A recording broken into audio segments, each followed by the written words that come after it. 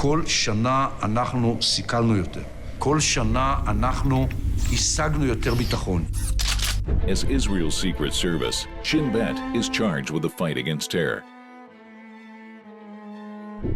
In this documentary, director Dror Moreh interviews 6 former heads of the revered agency. אם צריך אפילו נהרוג את זה שקם להורגים.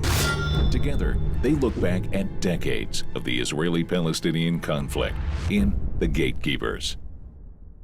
Hi, I'm Brenna. I'm Liz. And I'm Sean, and we're here to talk about The Gatekeepers, an Academy Award-nominated documentary from director Dror Moreh. We've all just seen it. So it's an incredibly dense film. It's sometimes difficult to follow, but it's fascinating.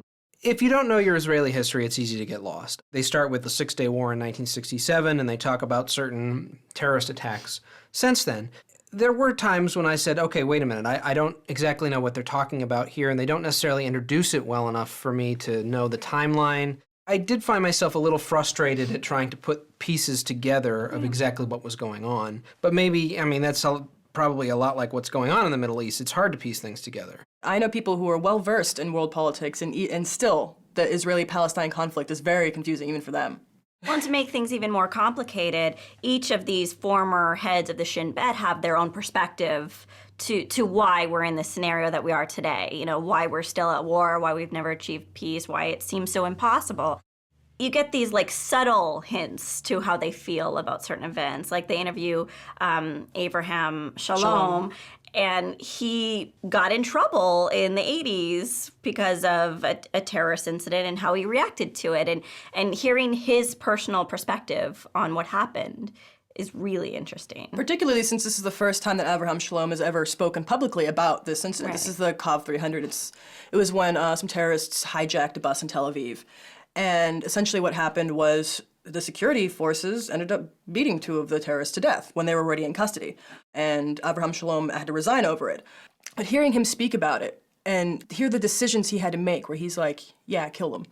Morality doesn't exist in these situations. Right.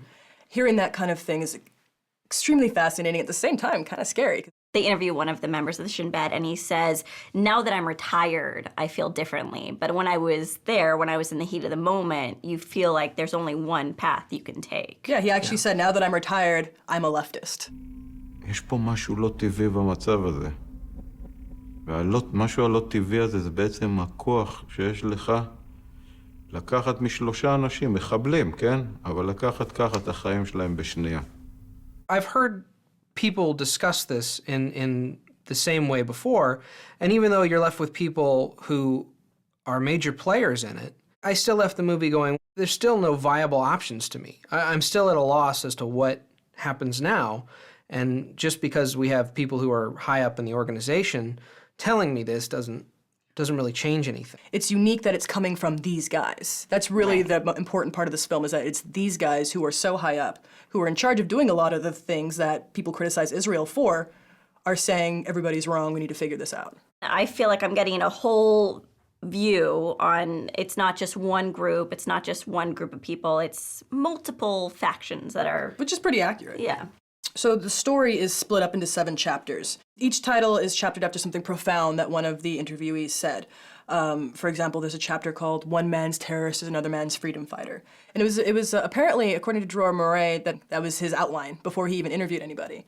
He had a very clear vision about where he wanted to go with this. He definitely goes in with a specific point of view on it. I did feel at times that he said, this is what I'm thinking beforehand, like you said, with these chapters, and I'm not going to let anything go. This is where I'm going to skew the movie to go to. Even some of the questions he asked people, I felt like, even Avraham Shalom, they were leading questions. It's okay to be not objective or not attempt to be objective, that's fine.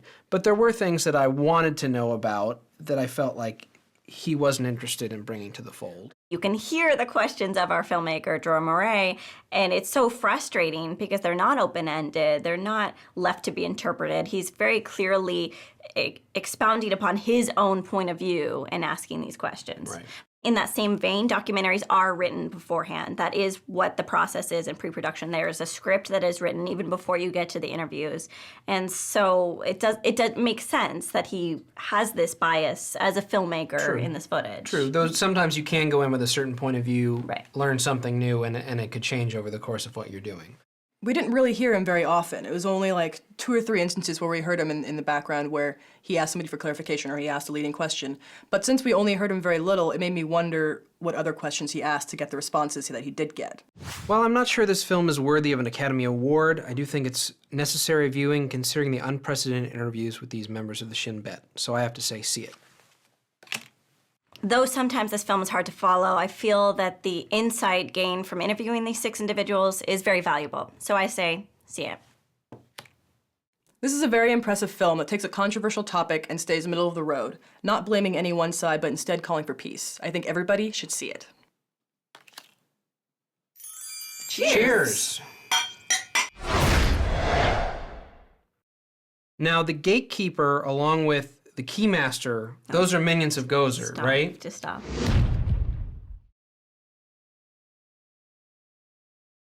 I got kicked in the Shin Bet once. Did you? Yeah.